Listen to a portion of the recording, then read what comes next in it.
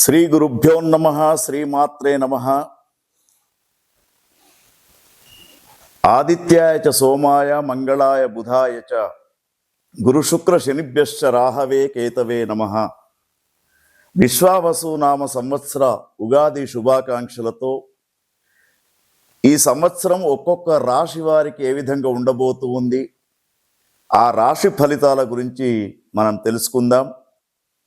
మొట్టమొదలు మేషరాశి.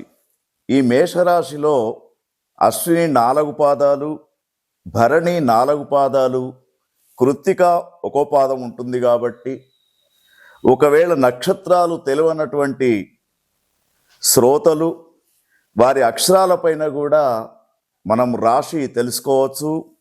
చూచే, చోళ, లీలు, లేలో, ఆ ఈ అక్షరాలు ఎవరైతే ఉంటాయో వాళ్ళు మిథున రాశి జాతకులకు ఈ సంవత్సరం ఏ విధంగా ఉంది, వారు ఎటువంటి జాగ్రత్తలు వహించాలి అనే విషయాన్ని మనం చూస్తున్నప్పుడు, విశ్వావసు నామ సంవత్సరంలో 3వ రాశి అయినటువంటి మిథున రాశిలో మృగశిర 3-4 పాదాలు, ఆరుద్ర 4 పాదాలు, పునర్వసు 3 పాదాలు దీంట్లో మనకు కనబడుతూ ఉన్నాయి. మరి మిథున రాశి వారికి సంవత్సరం 14 ఆదాయం, వ్యయం 2, తర్వాత రాజపూజ్యం 4 అయితే అవమానం 3. వీరికి ఈ సంవత్సరం ఏదైతే ఉందో చాలా వైభవంగా ఉంది. మరి నక్షత్రాలు తెలియనటువంటి వారికి పేర్లతోటి కూడా చూసుకునే అవకాశం. కా, కీ, కు, ఘం, జ్ఞా, చా, కే, కో, హ ఈ అక్షరాలు ఉన్నప్పుడు మీరు పేర్లతోటి కూడా రాశి ఫలితాలను చూసుకోవచ్చు. ఈ సంవత్సరం మిథున రాశి జాతకులకు గమనించినప్పుడు ఎక్కువ శాతం మనకు అంటే గత సంవత్సరం కంటే ఈ సంవత్సరం చూసినప్పుడు మే 13 దాకా, తర్వాత మే 14 నుండి అక్టోబర్ 18 దాకా గురు స్థానాన్ని గమనించినప్పుడు మొదటి స్థానంలో, తర్వాత 12వ స్థానంలో కనబడుతూ ఉన్నాడు. 19 అక్టోబర్ నుండి డిసెంబర్ 4 వరకు మాత్రం గురువు 2వ స్థానంలో కనబడుతున్నాడు. కాబట్టి గురువు 2వ స్థానంలో కనిపించినటువంటి ఆ సమయంలో ఉన్నటువంటి సమయంలో మీరు కొత్త వ్యాపారాలు కావచ్చు, కొత్త ఇండ్లు కట్టుకోవడం, రియల్ ఎస్టేట్కు పెట్టుబడులు పెట్టుకోవడం చాలా మంచి అవకాశంగా చెప్పుకోవచ్చు. తర్వాత శని భగవాన్ని గమనించినప్పుడు ఈ సంవత్సరం 9, 10వ స్థానాలలో శని ఉంటూ ఉన్నాడు. కొంత ఇది బాధాకరంగా ఉంటుంది. ఎందుకంటే శని యొక్క అనుకూలమైనటువంటి స్థానాలు కావివి 9, 10 స్థానాలు 2 కూడా. మీరు చేసే వ్యాపారాల్లో ముఖ్యంగా జాయింట్ వ్యాపారాలు ఏవైతే ఉంటూ ఉంటాయో దాంట్లో నష్టపోయే అవకాశం కూడా కనబడుతూ ఉంది. మధ్యవర్తులను నమ్మకండి. తర్వాత ఆరోగ్య పరిస్థితి చూసినప్పుడు కూడా న్యూరోకు సంబంధించినటువంటి ప్రాబ్లమ్స్, నరాల బలహీనత కావచ్చు, ఇటువంటివి అనుకోనటువంటి ప్రమాదాలు ఈ శనిగ్రహం వల్ల ఏర్పడే అవకాశాలు ఉన్నాయి. రాహుగ్రహాన్ని గమనించినప్పుడు మీకు ఈ సంవత్సరము రాహువు 10, తర్వాత 9 స్థానాలలో కనబడుతూ ఉన్నాడు. మరి రాహు విషయంలో చూసినప్పుడు కూడా నరదృష్టి దోషం అనేది ఎక్కువగా కనబడుతూ ఉంది ముఖ్యంగా. కాబట్టి వ్యాపార సంస్థలలో పెట్టుబడులు పెట్టేవాళ్ళు కొంత జాగ్రత్తగా పెట్టుబడులు పెట్టుకోవాలి. కేతువును గమనించినప్పుడు కేతుగ్రహం 16/5 వరకు 4వ స్థానంలో ఉన్నాడు. తర్వాత మే 17వ తేదీ నుండి సంవత్సరం మొత్తం కూడా 3వ స్థానంలో కేతుగ్రహం అనుకూలంగా ఉన్నాడు. కాబట్టి కేతుగ్రహం అనుకూలంగా ఉన్నప్పుడు మీ తెలివితేటలతో ఎటువంటి సమస్య వచ్చినా కూడా ముందుకు దూసుకెళ్తారు. కాబట్టి మరి మీరు ఈ గ్రహస్థితికి అనుకూలంగా ఈ సంవత్సరము మీ జీవితాన్ని మార్చుకోవాలి. ముఖ్యంగా ఫలితం టోటల్గా గమనించినప్పుడు మనకు ధన వ్యయం ఎక్కువగా కనబడుతూ ఉంది. తరచూ ప్రయాణాలు చేసే అవకాశాలు ఉంటాయి. గౌరవ హాని అనేది మీ చుట్టుపక్కల ఉన్నటువంటి బంధువులతోటే మీకు గౌరవ హాని కనబడుతుంది.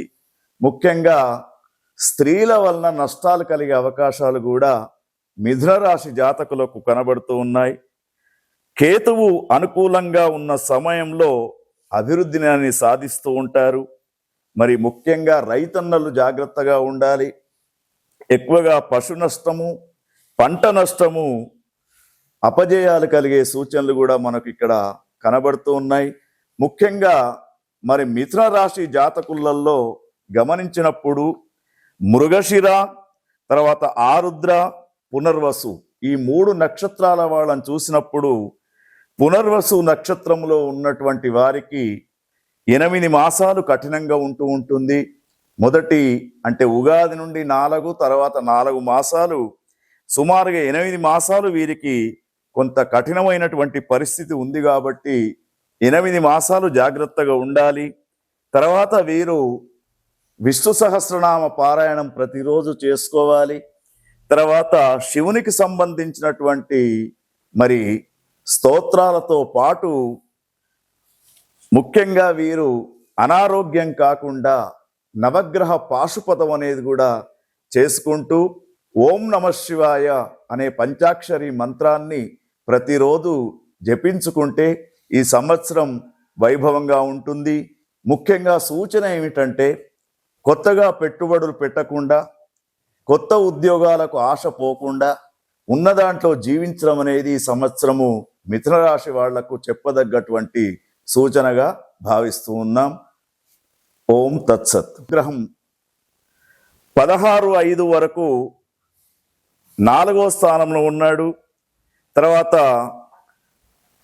మే 17వ తేదీ నుండి సంవత్సరం మొత్తం కూడా 3వ స్థానంలో కేతుగ్రహం అనుకూలంగా ఉన్నాడు. కాబట్టి కేతుగ్రహం అనుకూలంగా ఉన్నప్పుడు మీ తెలివితేటలతో ఎటువంటి సమస్య వచ్చినా కూడా ముందుకు దూసుకెళ్తారు.